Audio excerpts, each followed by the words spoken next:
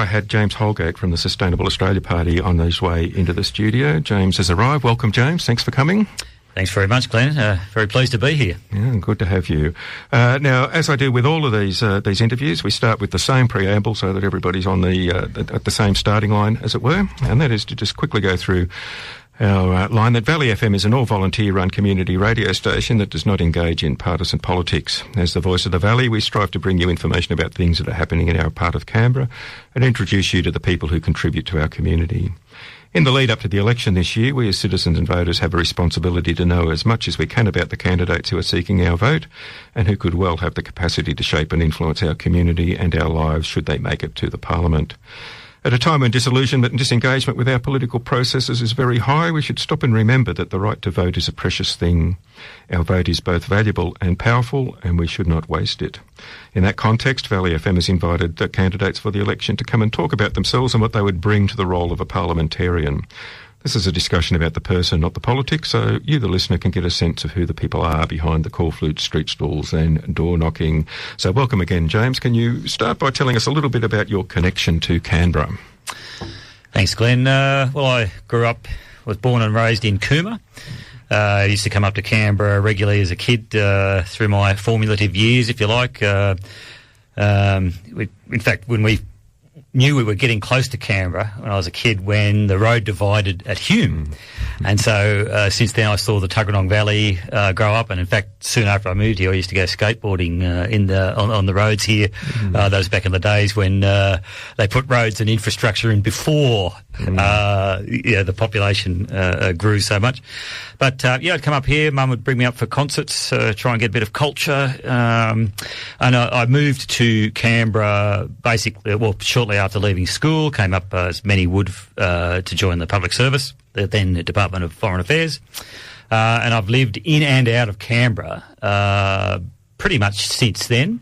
I now live in Queanbeyan, which is I sometimes call Canberra West Queanbeyan, and I've lived Narrabundah, Barton, Hackett, Kaleen, Lyons, and Gungahlin in Ngunnawal. So I've got a bit of a sense of Canberra as it's grown and how it's changed. I think I've got a unique perspective insofar as having seen it from a distance and lived in it, but being away, I did 4 long-term postings overseas for work.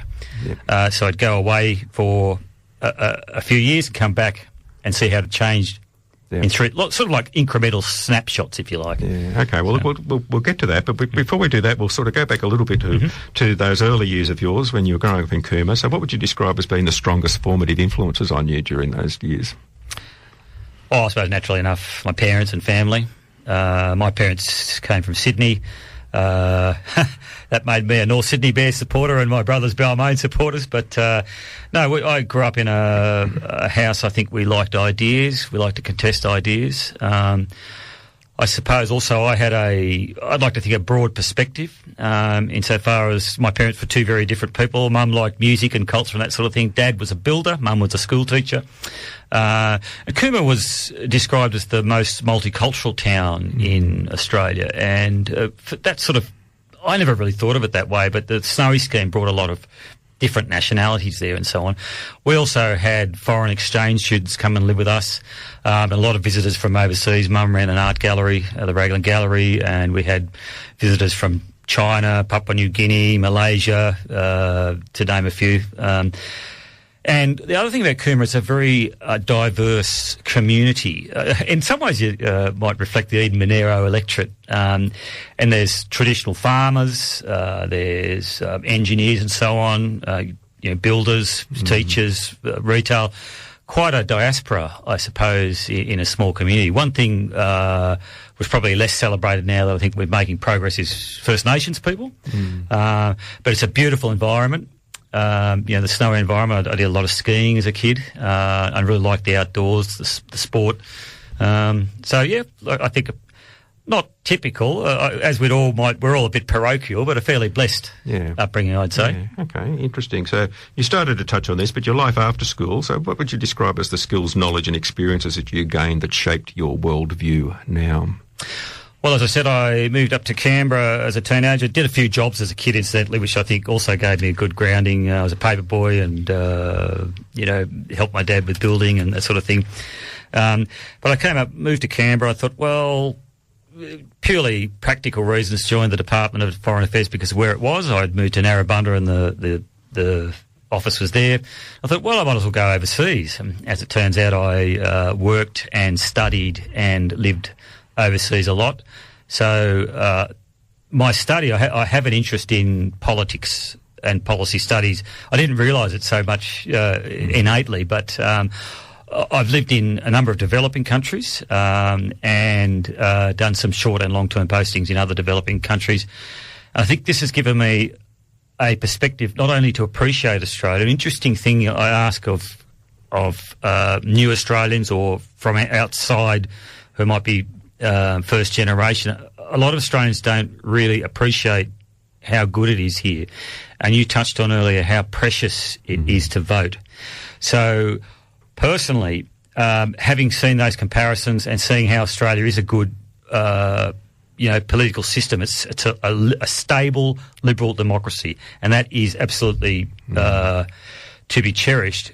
But I was a swinging voter, tended to vote for the major parties, but I became more and more disillusioned with those major parties that they were not representing my interests, more representing the interests of their major donors. And that can probably lead into how I became involved in the Sustainable Australia Party. Okay, well, we'll come to that in a moment. There's one other question I want to ask you before we get to that, though, and that's what are the things that you do outside your professional and political life that keep you well-grounded and connected to your community? Well, being married for coming up to 35 years to a wonderful woman who's a great humanist. I think that's my wife. I'm very blessed. I have 3 adult daughters. 2 of them are school teachers. One is a nurse, so I hear a lot about the issues that are facing working people, on the ground at the coalface, if you like. My wife works in disability services, and actually she's also doing a bit of aged care work at the moment. I am involved in community radio, actually, in Queanbeyan. So we do a lot of work helping and promoting local artists and that sort of thing, and talking to people. I just like getting out and touching and feeling and smelling nature, I suppose. Again, I like the egalitarian nature of the Australian psyche, if you like, but I feel that a lot of people are not being represented or listened to. So I think listening, and anyone you meet, I think I'm pretty good at getting to know people and striking up a conversation. You can always learn something from someone, and that's a very important, I think, to keep an open mind. Okay, so that brings us back to why you want to be a Member of Parliament and in particular a Senator for the ACT.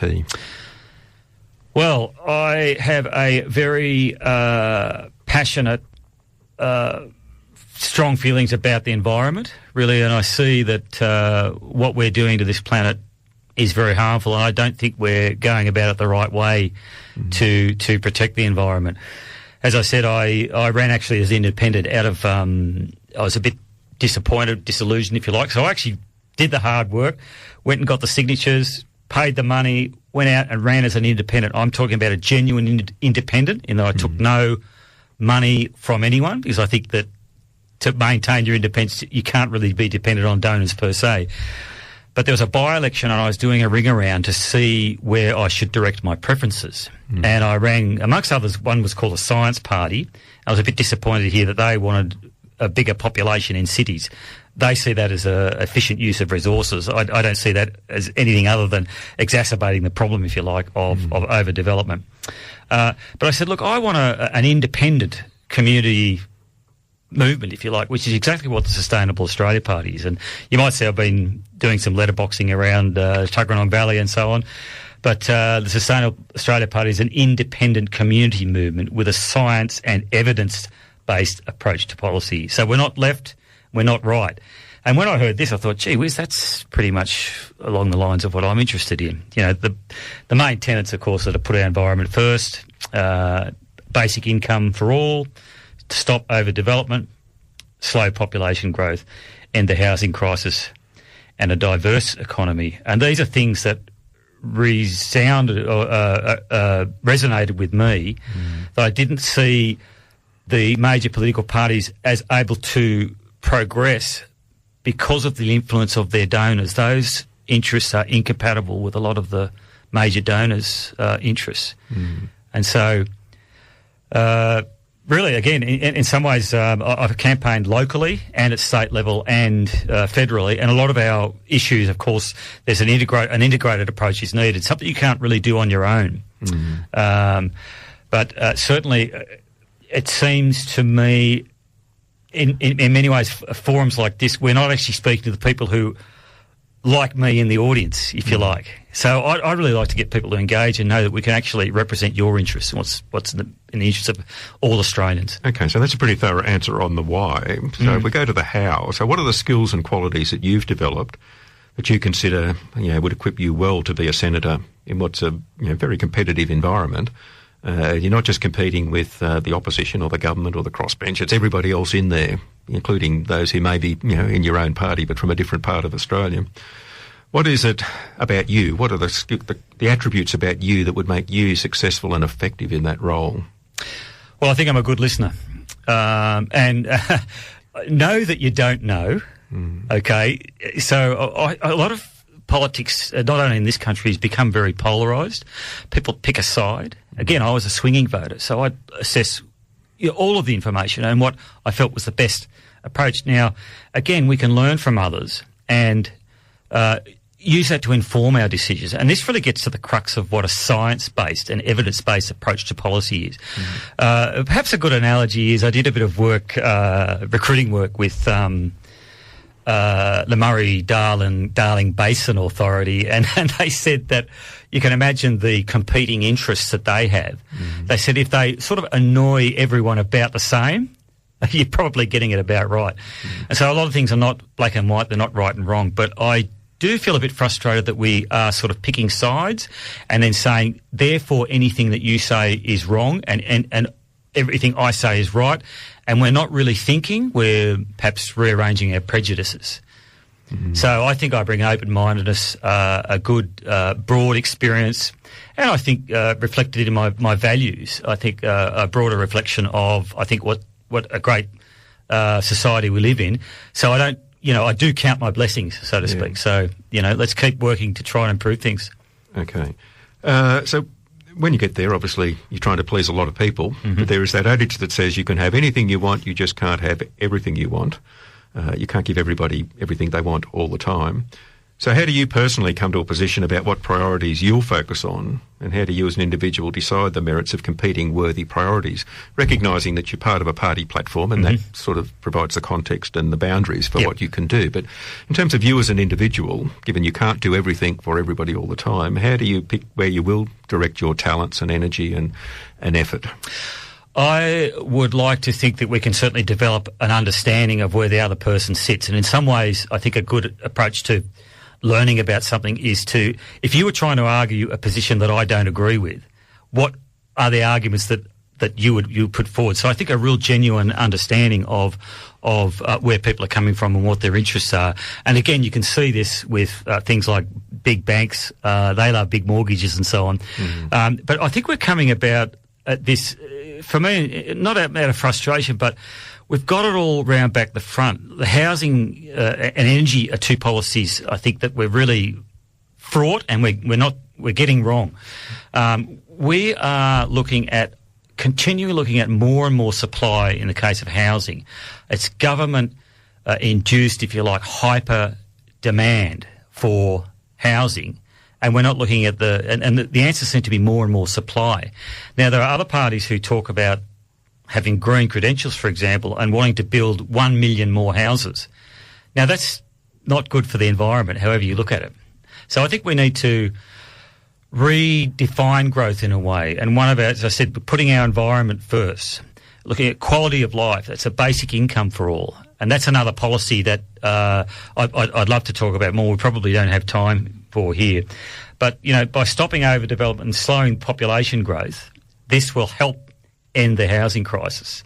And also things like a universal basic income will help us diversify the economy, because we'll be directing resources away from this model that makes real estate and housing a driver of economic growth per se, which in and of itself doesn't actually improve our industry or our economy. I think it's a perversion in a way, if you like. And a lot of people's value is in housing, which I think is a basic human right. We should be looking to diversify our economy into more productive, and I think not only materially enriching, but more intellectually and artistically growth areas.